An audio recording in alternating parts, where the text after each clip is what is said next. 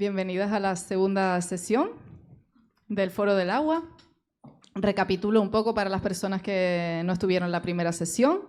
El Foro del Agua es una serie de encuentros que se dan en el marco de un programa más amplio que se llama Retomar el Centro y va de buscar nuestro centro en muchos sentidos, ¿no? De tener un enfoque que esté situado en las necesidades concretas que tiene nuestro territorio, que tienen nuestros cuerpos. Es una reflexión sobre la identidad y es una reflexión sobre la transformación. Y la excusa o el vehículo de estas reflexiones es el agua. En la primera sesión, que se llamaba Una mirada transoceánica, dimos un enfoque bastante macro y empezamos a reflexionar sobre los océanos y el papel de Canarias, pues un poco en el espacio y en el tiempo, ¿no? Qué características tenía como territorio y qué condicionantes generaba eso para el devenir de nuestras identidades, ¿no? Y dijimos que hoy íbamos a intentar aterrizar un poco más, bajar un poco el enfoque macro y aterrizar en la isla. E intentar que con las lentes también que habíamos generado colectivamente en la primera sesión, pues intentar mirar el espacio insular de una manera alternativa. Y para hacer eso, pues se nos ocurrió invitar a Pablo Esteves, que es un chico del Realejo, de Tenerife. Es antropólogo además y ha investigado distintos aspectos y por lo menos a mí lo que me hizo pensar en él para esta segunda sesión es que creo que aborda mucho la densidad que se concentra en determinados lugares de las islas, la porosidad que hay en esos espacios, como determinadas influencias, incluso las más insospechadas, se dan, se acumulan. Y esto tiene mucho que ver con el agua, ¿no? Y la capacidad de fluidez. Ha estudiado más específicamente el tema del turismo. Bueno, se dedica a dar clases sobre antropología del turismo, pero también muchos otros aspectos interesantes que tienen que ver con el pasado precolonial canario, etc. Entonces, dejo de hablar y ya te paso la palabra. Es curioso, aquí está mi amigo tocayo Pablo, que hace un año, yo creo que es más de un año y pico, febrero de año pasado creo que fue, yo estaba aquí en el patio de aquí al lado, pues hablando de hardcore, ¿no? Hablando de una música muy popular en Tenerife, una música electrónica que trajeron los turistas y que, bueno, que se acabó mezclando o acabó siendo una influencia muy fuerte en Tenerife. Y bueno, en otras islas, en La Palma sobre todo, también cogió fuerza y demás, ¿no? Y me acuerdo, perdona que te coja este ejemplito, pero yo, ahora que viniste, está perfecto para arrancar esto, me estoy dando cuenta.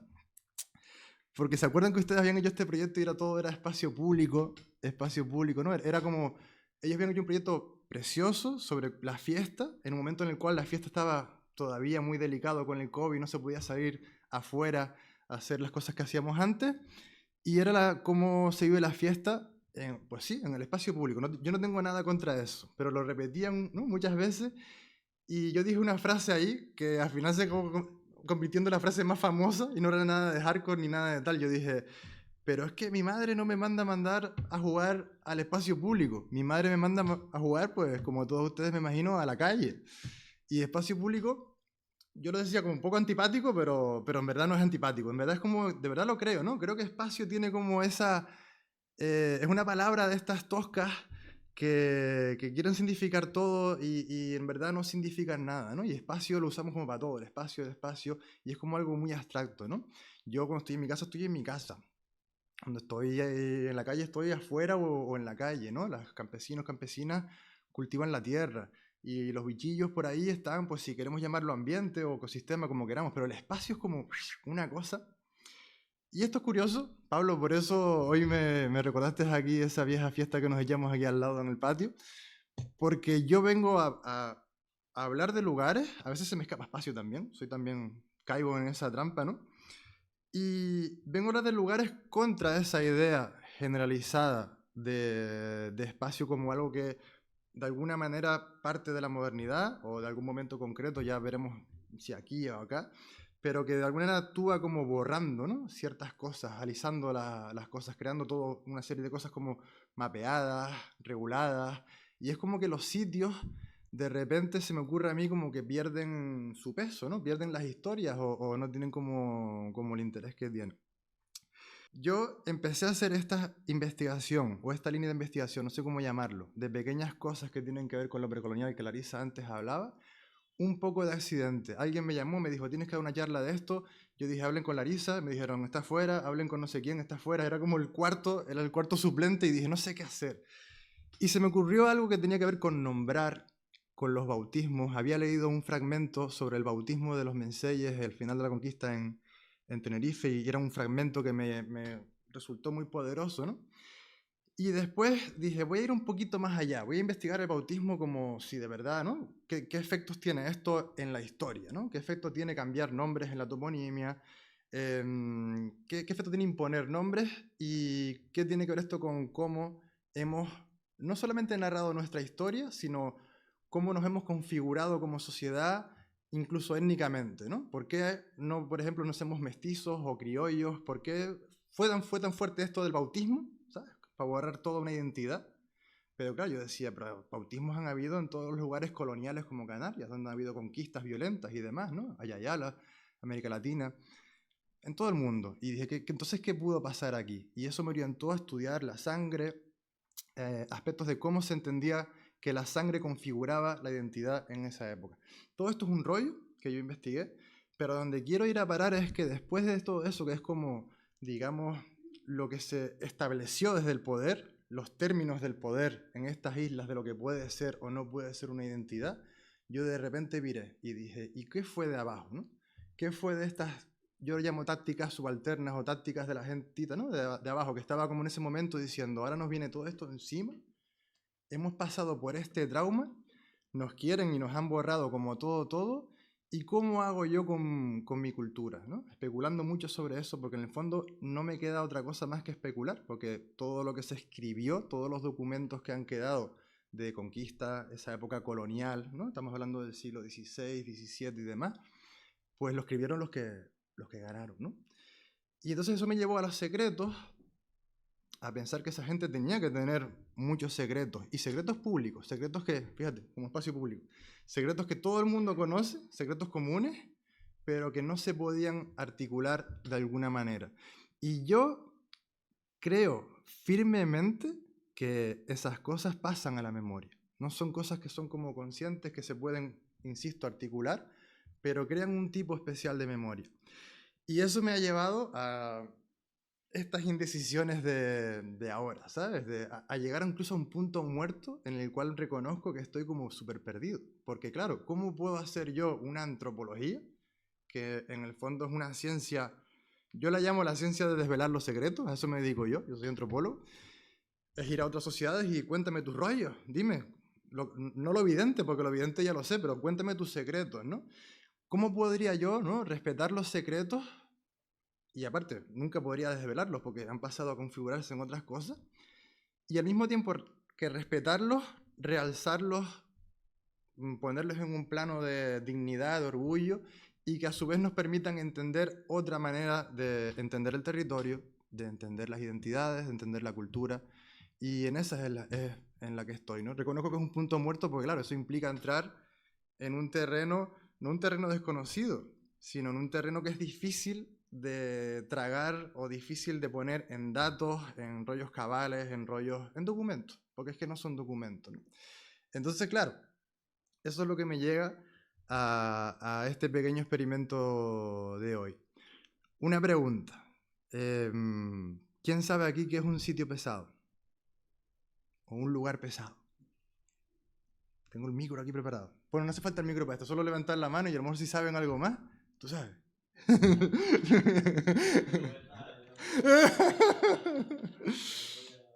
No me va a jugar a juego. Esto lo guapo que están en butacas es como si fuera el quién es quién, ¿sabes? Yo puedo ir haciendo el quién es quién del sitio pesado, ¿sabes? No, nadie sabe, en serio, de corazón. Mira, sitios pesados, yo lo descubrí hace no mucho, tampoco te creas que me sé esto de siempre, aunque me hubiera gustado mucho. Lo descubrí en un trabajo etnográfico del siglo XIX, en una compilación enorme de un montón de usos, costumbres, cultura campesina canaria, y no lo describían mucho. O sea, no es un concepto, es que no es un concepto, es como definir un lugar. Básicamente es sitios que dan grima, que dan un poquito de miedo, sitios que desorientan un poco, ¿vale? Que crean como desazón y a las cuales, digamos, una comunidad, un pueblito, lo que sea, no es que le ponga un cerco, pero que ya de alguna manera le está poniendo, ¿no? Como una especie de cerco simbólico, está diciendo, ten cuidado, ahí pasa algo, ¿no? Yo lo descubrí y dije, bueno, qué guay, pero tampoco inmediatamente le di como la importancia que luego le fui dando hasta que fui uniendo un par de hilitos, un par de historias, ¿sabes? La primera vez que me dio como las ganas de usar los fuertes fue justamente en clases de turismo, porque antropología de turismo, cuando estudias el turismo y demás, pues todo lo que te suena es un montón de conceptos sobre el espacio, sobre los lugares como atravesados por mucho movimiento, ¿no? Por mucha velocidad, los fluidos, los no lugares a veces se inventan, ¿no? Los teóricos y tal. Y yo un día estaba como medio reacio a eso, porque decía, en el fondo sí, esto es como lo vive un poco la subjetividad turista, pero ¿qué pasa con la gente que no? Cuyos lugares están marcados de verdad por una industria pesada que altera sus identidades, que amenaza ciertas cosas, que destroza ecosistemas, algo que es, ¿no?, violento. Y ahí se me ocurrió por primera vez, con mucho respeto, porque sabía que esto proviene pues, de una cosmovisión campesina y no quería como usarlo como una moneda fácil, una moneda falsa, ¿sabes? Pero se me ocurrió, ¿no? Dije, ¿y si hay una migración de las coordenadas de los sitios pesados antiguos que decía la gente? Y de repente tenemos como sitios pesados en el turismo, ¿no? Y ahí fui como ampliando un poco esa definición. Y la segunda vez que lo amplié tiene mucho que ver con algo que veremos también luego, pero ya me lo dio, digamos, la clave me la dio un antropólogo / historiador de Tenerife que me dijo un día, no solamente es que los lugares pesados sean de simple grima o de simple miedo, sino que si tú escarbas un poquito, verás que todo esto tiene que ver con algún momento traumático. ¿Vale?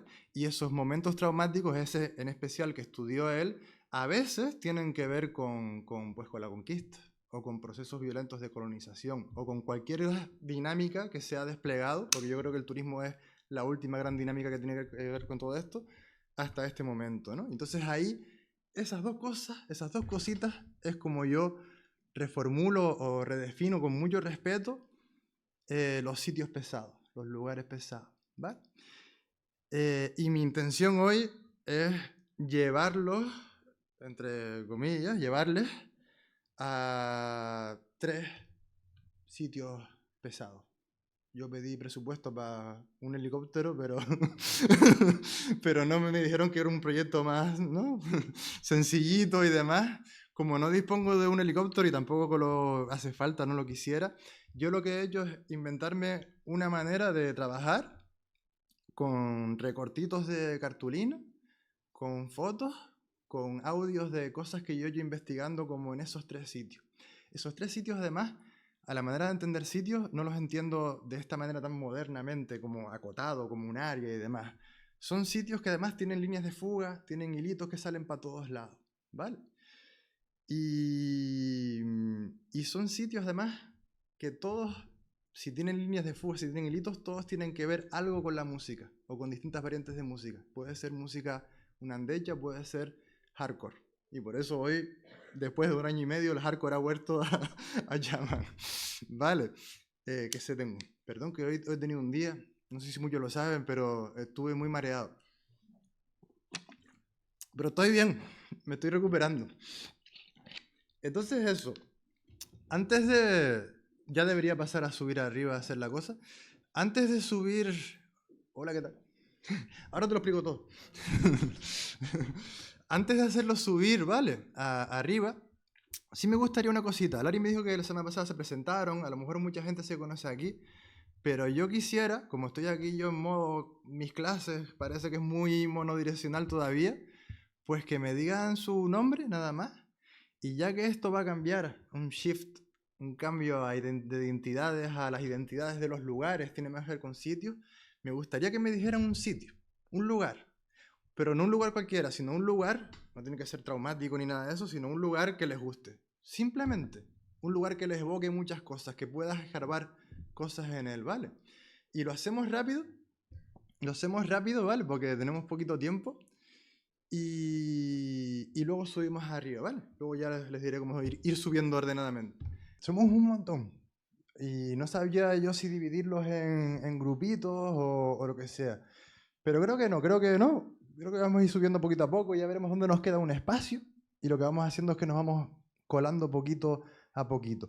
Primero, no van a entender nada de lo que van a ver ahí. Eso es lo primerísimo de todo. Van a ir viendo láminas, hay cosas escritas, cosas de fuentes muy diversas. Algunas son de la prensa, otras son del cronista oficial de algún lugar, otras son audios, ¿vale? Vídeos también. Pero váyanlo viendo así, primero tengan esa sensación posmoderna de que, ay, Dios mío, un montón de cosas aquí, esto es un paripé. Pero a lo mejor ya pueden ir hilando ustedes cositas, ¿vale? Yo les voy a dejar bastante tiempo.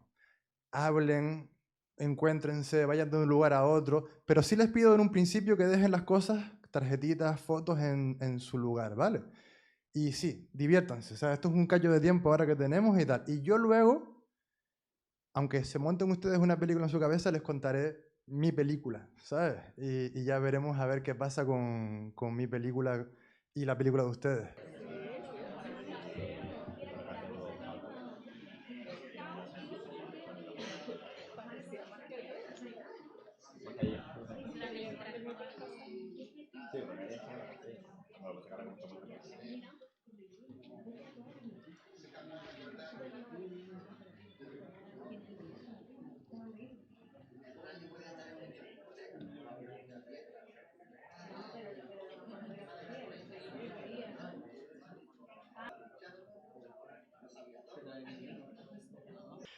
Bueno, antes que nada, ¿cómo están los máquinas? No.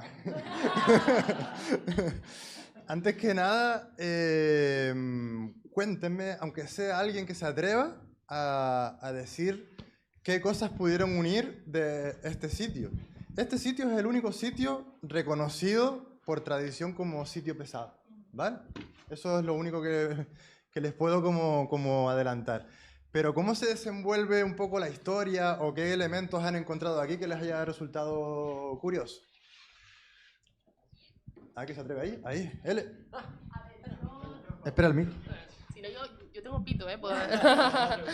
Por supuesto, yo conozco un poco más de información, pero no quiere decir que conozca ni la verdad de la cosa. Yo respetuosamente me acerco a esto y intento hilar también como ustedes.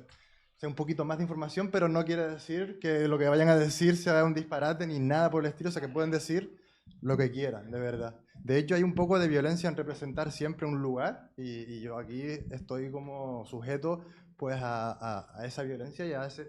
Además, todos los sitios son, todos no, pero dos de ellos son de Tenerife. Y ya deja ver un poco mi selección, de dónde soy, mi centrismo también. Estamos retomando el centro, pues yo estoy en el centro ahora mismo. Mira, les voy a hacer como el cuentito muy rápido. A mí esta historia es de las que más me han... De cosas que he investigado, yo creo que es la que más me ha llegado, me queda muy cerca de casa también. Y creo que es una historia fantástica y en el fondo no revelo como grandes cosas porque hay todo un estudio ya sobre esto. Esto está basado en una parte muy pequeñita de un pequeño estudio. Esto efectivamente es entre San Juan de la Rambla, La Guancha, Los Realejos, una zona que se llama comúnmente la comarca Ico de los Trigos, y por ahí hay un mapita. Y ya con estas cosas, términos municipales también nos dice algo, ¿no? De lo impreciso que es, porque esta historia no se puede entender como una historia relejera, una historia guanchera, es una historia que atraviesa el bosque, por así decir, ¿no? Para empezar a contar la historia yo diría que, bueno, en los 80, para contarla desde el medio, aparece una profesora de música en un colegio, en una zona que hasta entonces ha estado como muy aislada, ¿no? Una montaña muy elevada en Tenerife. Y claro, ella viene con un interés muy grande en hacer partícipe al pueblo de las enseñanzas musicales que ella misma va a dar. Viene con una idea muy de Freixenet y de todas estas pedagogos que estaban como de moda en ese momento. Y enseguida descubre un grupo que tienen una parranda. Le ponen en contacto con dos bailadoras. Y dice, esa parranda se llaman Los Alzados. Es el nombre que les damos. Y son una familia. La familia también se llama Los Alzados. Y viven en el lomo, y el lomo también se llama los alzados. Y entonces ella dice, bueno, y este nombre, ¿no? O sea, la resonancia obvia es con el grupo de guanches, de indígenas canarios de Tenerife, que resistieron al final de la conquista y fueron, ¿no?, a las zonas más altas para conservar su cultura, para fugarse básicamente y sobrevivir al nuevo sistema colonial que se estaba como siendo imperante. La pregunta básica de la profesora fue, pues, este grupo que está ahí y tiene como esta tradición musical tan potente, tan rara además, porque es que era rarísima. O sea, rarísima quiero decir, no es habitual, los tajarastes que tocan no es habitual, ni las malagueñas que tocan meten un violín con un sonido muy... Lo malo es que no tuve música. Y les contaré que quise muy fuertemente traer un vídeo de los alzados más antiguos en los años 70 tocando dentro de una cueva, pero eso sigue siendo secreto, lo siento mucho. Yo llevo 5 años intentando conseguir este vídeo, o sea, conozco a todo el mundo ahí y tal, pero ese vídeo es como una de esas joyas. Han publicado incluso un documental hace poco, este grupo de música y del proyecto, y no sueltan el vídeo ese, era como lo visual de aquí que falta algo visual. Y de hecho me gusta que 2 visuales y aquí falta un visual. Ese vídeo es increíble, pero vamos a tener que buscarlo de otras maneras o imaginarlo de otras maneras, ¿no? Son ellos en una cueva muy profunda tocando. Una de las historias que se recabó de información, bueno, obviamente hicieron las genealogías y daba premio, ¿no? O sea, lógicamente, porque iba a ser así, ¿no? Esta gente son herederos, son nietos, nietas de ese grupo. Y una de las historias más curiosas que hay, que está registrada etnográficamente, es un poco lo que cuenta el señor ese en el audio, que contaba un vecino, un familiar de los alzados, que cuando iba a una zona, que ellos lo llaman La Matanza, de repente escuchaba, efectivamente, como dice Enrique, caballos de noche, como un batallón, escuchaba cadenas, escuchaba tiros. Aquí está parte del mini testimonio del señor. Tenía que huir, todo lo demás, ¿no? Y entonces él decía eso, el sitio está pesado. Pero no es cosa, hay una frase por ahí en algún lugar, no es cosa de brujas, porque una cosa es que un sitio esté pesado porque la bruja le mete la grima, pero aquí hay un trauma más profundo, ¿no?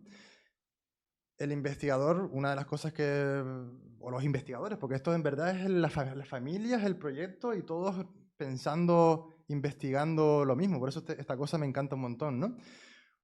Una de las conclusiones a las que llegan es ahí hubo efectivamente una matanza. Ellos contaban además que cuando se les dio el nombre nuevo, que es Taona, y no sabían por qué le habían dado Taona, no Taona, que es esto ahí, o parte de esto. Taona se mosqueaba, la gente decía, eso siempre es la matanza. ¿Por qué vienen ahora y le ponen como...? Eso pasó. En los 80 hubo como un debate muy fuerte con, en ese caso, San Juan de la Rambla fue el que tiene la posesión de los términos. Y claro, ellos habrán elegido Taona por alguna confusión, no se sabe por qué muy bien, la gente esta cree, porque ahí sí que hay una fuente de obsidiana muy fuerte y puede que pues, los indígenas agarraran tabonas, ¿no? Elementos afilados del lugar. Y por eso tú vas al sitio y de nada que des una patadita, sacas piedras así. Esta la cogí prestadita y la devolveré prontito al lugar, ¿no?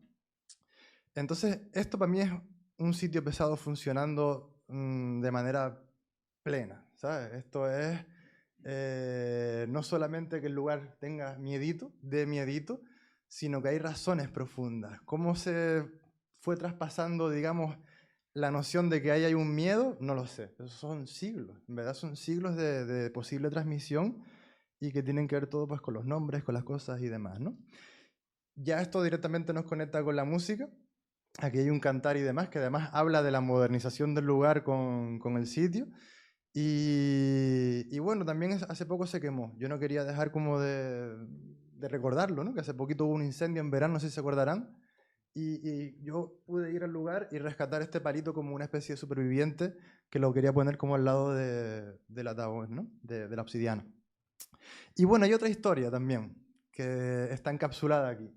Hay otro testimonio, que creo que es este, que dice, a mí me contaba, ¿no? que me contaban mis abuelas que a los guanches, pues donde los veían los mataban. O sea, es una cosa ancestral, ¿sabes? Una memoria muy, muy vieja.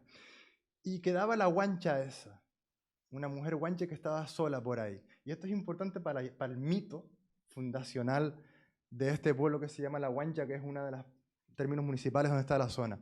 El mito de La Guancha oficial es, llegan los conquistadores, siguen para arriba donde perpetraron esa matanza, pero lo oficial no reconoce como eso, y unos conquistadores de repente un día ven a una guancha en una fuente, cogiendo agua, ¿no?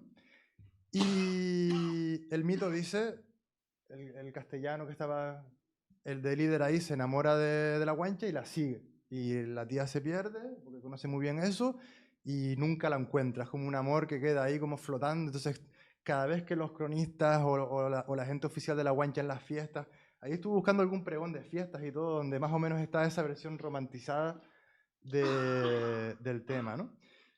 Pero los alzados, la familia de los alzados recuerdan otra cosa, ¿no? Ellos recuerdan un asesinato en una fuente. En la fuente van y la matan.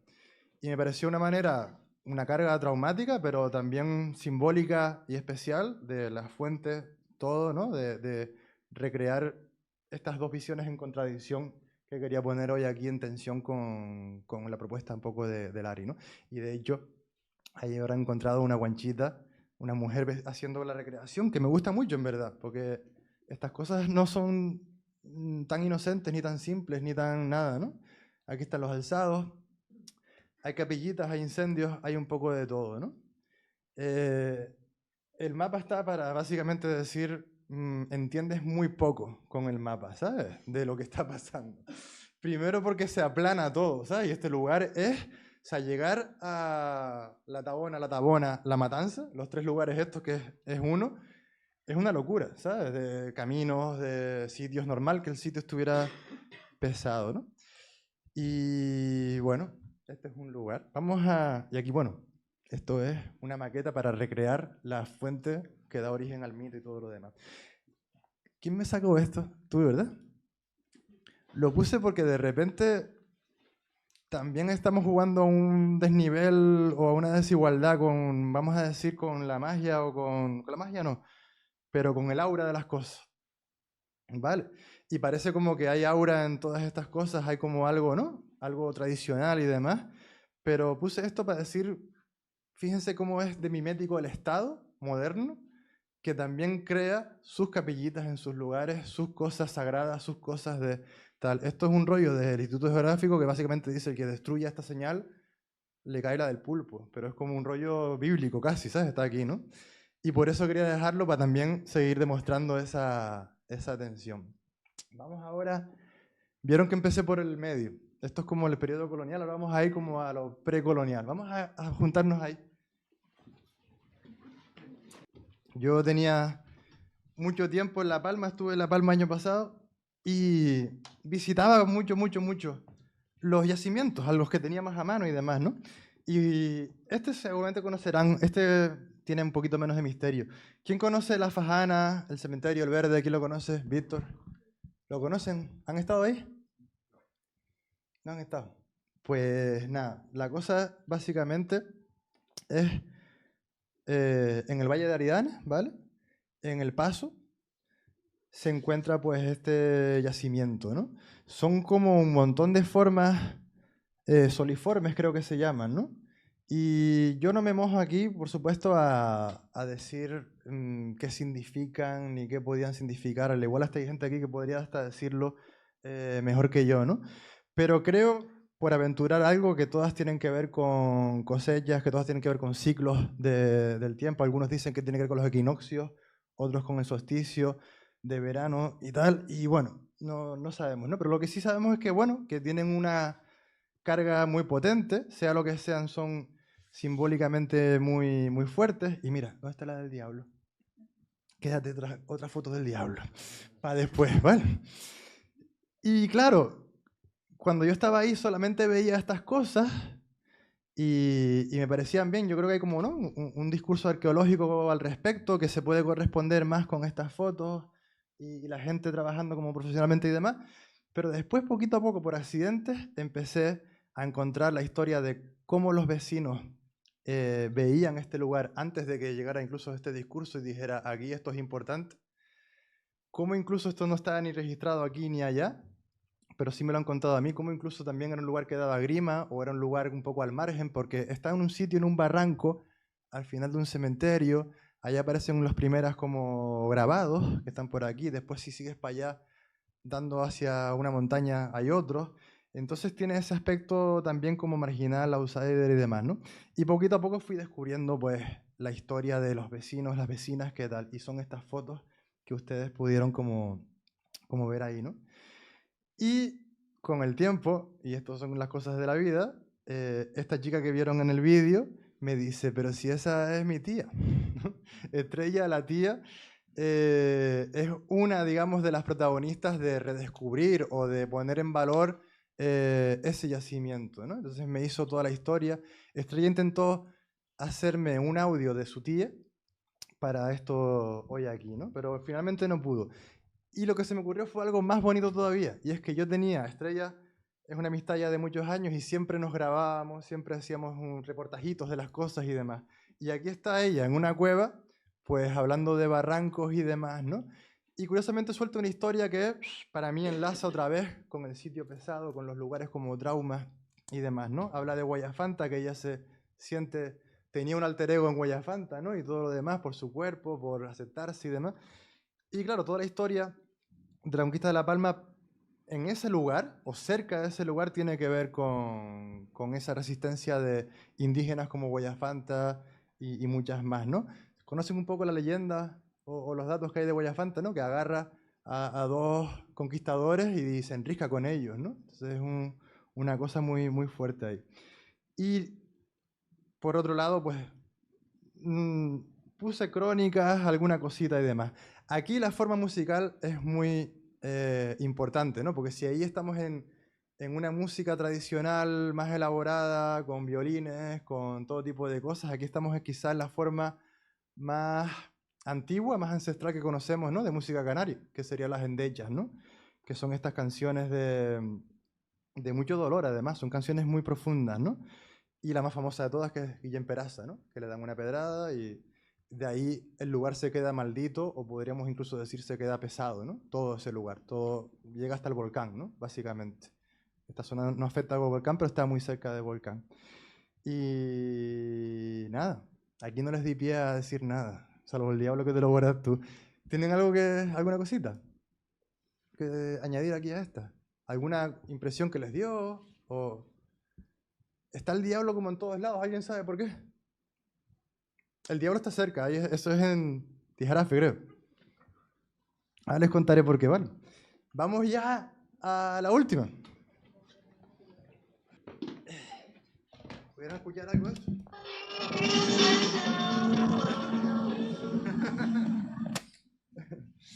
Bueno, ¿qué me dicen de esta de aquí? ¿Alguna cosita? Alguien antes, bueno, alguien no, vamos a decir que esto lo pienso yo. ¿Qué tiene que ver todos estos sitios con de repente, ¿no? Las fiestas de rave, de hardcore en este caso y demás?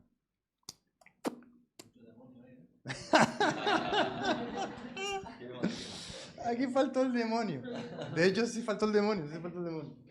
Bueno, están todas las cosas que han dicho muy genial, porque me ayuda mucho a esta investigación. Esta es la más viejita que tengo yo, ¿sabes? De cosas que he buscado y tal. Entonces no voy a decir nada para responder directamente a cada una de las cosas que han dicho, sino solamente decirles algo que conecta con las tres, porque es la más que parece, ¿no? Que es dispar, ¿no? Como que hace de repente esta historia que se sale de lo tradicional o de lo que sea. Pero creo que más o menos lo han respondido en el sentido de que yo creo que en los tres momentos hay esa resistencia por adaptación a algo que se impone y que es fuerte y que es hasta violento, ¿no? Y para mí el turismo, pues desde luego es la última gran modelo o dinámica o ramita que le ha salido como a todo ese, ¿no? Todo eso que se inició con el proceso colonial. Lo veo así porque repite muchas lógicas, ¿no? Lo que pasa es que, claro, dando antropología del turismo en clase, yo decía, podemos como lanzar todas estas miradas críticas, pero yo siempre he creído que ya en el ámbito popular hay expresiones que nos muestran muy bien cómo nos hemos adaptado, cómo agarramos las cosas positivas, cómo mezclamos los contenidos culturales y seguimos trabajando, digamos, en esa capa, ¿no? Aquí está la música, no lo llamaría folclore, música tradicional de Ico del Alto, las endechas. Pues yo creo que el hardcore, sin palabras o teniéndolas en inglés, es capaz de expresar, de crear una estructura de sentimiento toda loca, porque el hardcore, tú que lo dices que es una institución en Tenerife, es que no es una moda, no es una mera moda musical que oigo y tal cual, sino que es toda una forma de ser. Ahora ya ha pasado un poco el tiempo ese y tiene una carga nostálgica muy fuerte. Es mucho más, ¿no? Entonces por eso elegí muy selectivamente cada foto, ¿no? De ver a turistas, solo turistas ahí, en ese punto de algo ajeno, algo muy fuera de nosotros, ¿no? Los tíos además coronando encima de los cristianos que están ahí, otros con los hoteles que son esqueletos en construcción, como diciendo, aquí venimos, y después poquito a poco fui cogiendo fotos donde salen más nativos, ¿no? Más gente nativa. Y es como, pues aquí también estamos, porque no nos queda otra que estar aquí, ¿no? Y agarrar esta música y seguir adelante, ¿no? La primera vez que escribí algo sobre el hardcore, la frase era en inglés, era What about the hardcore? Porque también tiene eso de institucional, de que está fuera, está en el margen. No está reconocido ni siquiera en la antropología que estudia el hibridismo, estudia la mezcla, la transculturación, todo lo demás. No entra en ese reconocimiento. Y sin embargo, lo más difícil parece que es ponerlo en común con 5 siglos, ¿sabes? Porque yo lo veo desde ahí hasta aquí, hasta aquí. Yo por lo menos lo veo, cada vez lo veo como más claro. Si hay cosas que no se pueden decir y se expresan con una memoria involuntaria que nace, ¿no? Escuchando cosas, pues hay cosas que también no se pueden decir y que están en esa música. Y Lucas, que está en la entrevista, lo dice muy guay, ¿no? Yo cuando fui a hablar con Lucas, a esa entrevista que hice yo venía con la idea de preguntarle, oye, el hardcore, ¿por qué gustó tanto aquí? Y yo me esperaba la respuesta. Yo la respuesta que esperaba era que el tío me dijera, porque está guapísima, porque es electrónica y porque viene de Londres y todo lo demás. ¿Y qué es lo que me responde Lucas? Dice, pues no lo sé. Mis amigos de la península, dice él, me dicen que eso es música africana.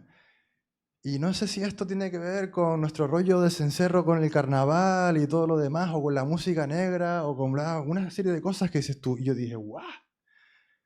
Y lo que pensé fue, me inventé hasta una palabra, un concepto que es, ya estábamos, la predisposición del gusto, ya esperábamos el hardcore, ya nos gusta eso. O sea, no es que vino de allá, sino que siempre estuvo en esta cosa de aquí, ¿no? Y otra vez los dos discursos, otra vez ese binomio, pero se mezcla. Yo creo que se mezcla, que no podemos entender la diversidad canaria sin los momentos de relación que hay en estos puntos, sin entender que de repente aparece esta piba bailando hardcore con el traje de magos o gente guiri con gente nativa, ¿no? Escuchando lo mismo. Me flipa esa historia, ¿no? Y sin embargo, esto no quiere decir que no siga habiendo un discurso de confrontación, ¿no? Y por eso aquí hay un discurso directo de interpelación a empresarios y políticos canarios por cómo ese modelo nos trata. Pero yo veo resistencia y veo supervivencia ahí, en Jonay, en Lucas, en todos ellos, ¿no? Es lo que creo yo. Y estas cintitas que a ti te encantaron, ¿verdad? Bueno, ¿preguntas? ¿Vamos a la última? Ah, perdón. Dime. Que justo con lo que comentabas, a mí de entre las tres yo veo como algo pagano, ¿no? De cierta forma, bailar tecno, tú ves unos altavoces bailando ritmos que son instrumentales, comiendo altavoz y dices, ciertamente, y con un resonar de fondo como de tambor, ¿sabes? Y aquí en una cueva tocando folclore, música tradicional de Icod, hay también como un espacio, un cementerio que también como recuerda a lo pagano, ¿no? Exacto, totalmente. Hasta sincrético en el sentido de, yo puse ahí Candelaria, hay tantas cosas que no puedo explicarlas todas, ¿no? Candelaria, una figurita, y debajo está la Virgen del Buen Viaje, que es la oficial de Ico del Alto. Pero claro, ¿a quién vocación tiene más? Candelaria porque es Chasirasi, porque la gente de los alzados, ¿a quién van a advocar más, ¿no? ¿A quién van a retar? Y creo que el sincretismo se mueve. Aquí también hay, hardcore son música guiri, pero hay que saber leer el texto. Hay que saber decodificarlo, ¿sabes? Entonces puedes descubrir sentimientos y descubrir por qué no es una mera moda, ¿sabes? Y bueno, el hardcore es el estilo que a lo mejor más de mi época, pero yo creo que puede funcionar con muchos otros estilos y momentos. Puede funcionar con esto, claro. Bueno, esta es la última. a ver cómo... Les cuento lo que pretendía hacer si hubiéramos tenido un poquito más de tiempo. Yo no lo tenía muy claro. Llevo todo el día improvisando y además mareado, pero creo que ha salido la cosa de guay. Y la cosa era como, todo esto son sitios, algunos reconocidos pesados, otros yo les he querido como imputar esa etiqueta. Y como todo esto, para no dejar a Larisa con el agua, ¿no? Todo esto es muy de sitios, territorio y demás, pues quería partir de la idea de, pues de pensar todo esto con agua. ¿Qué pasaría cuando metemos, ¿no?, agua por medio?